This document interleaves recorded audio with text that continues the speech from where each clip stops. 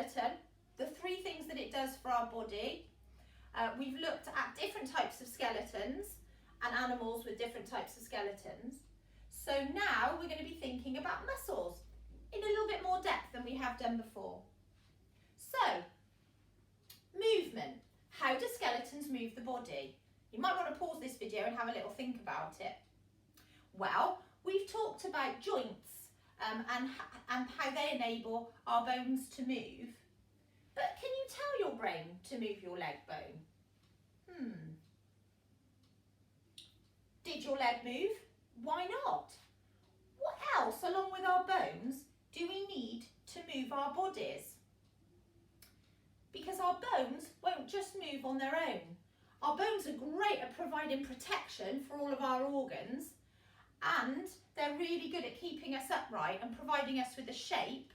But other than that, bones don't move on their own. They might move if something knocked into them, but we need to take control of our own bodies, and that's where muscles come in. So, what are muscles? Well, our bodies are made up of different types of cells. Cells form together to make tissue, and skeletal muscles, which are attached to our bones, are made up of just muscle tissue, and you can see them there attaching to those 2 arm bones. The other type of muscles in our body are in our organs, such as the heart. So organs are made up of more than one type of tissue. So they are kind of smooth muscle tissue. So they're made up of the smooth muscle cells, the bone cells, and the nerve cells. And that type of muscle is something like, for example, the heart, that actually moves things around our bodies. It's kind of like a pump. Okay, so let's have a think about these 2 types of muscles.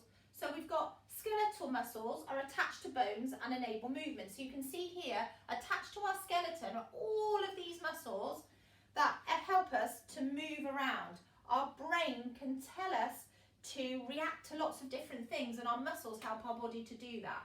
So it might be that we want to pick something up. It might be that we've hurt our leg and we want to hold it. It might be that we want to move our head or our toes. Muscles help our bodies to do that. The other type of muscles are in our organs. They have muscle tissue. Which organs do you think have muscles?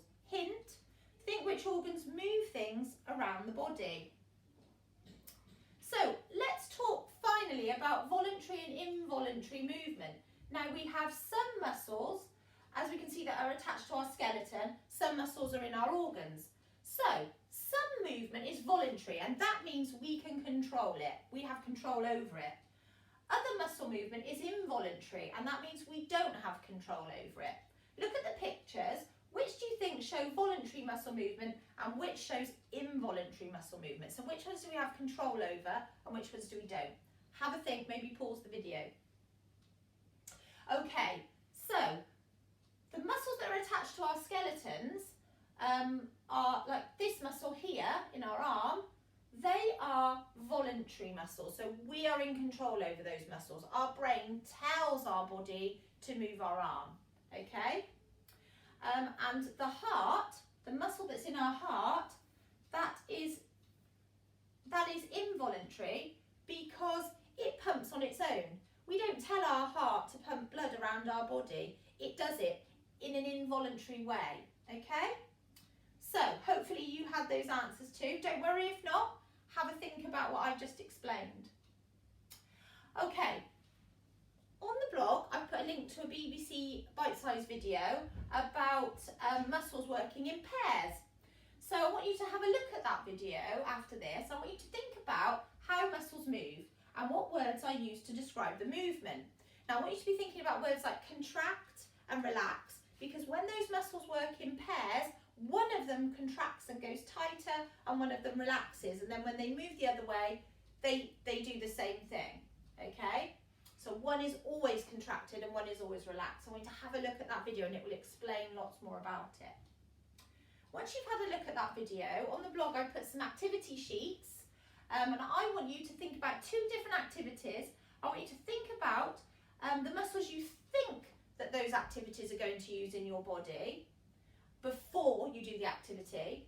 And then I want you to think about the muscles that you actually did use. So on this sheet, you can draw your own activity. I want you to think about, before you do the activity, circle maybe on the muscles, on the skeleton, which muscles you think you will use during the activity. And then afterwards, have a think about how your body feels, and then think about the muscles that you actually did use.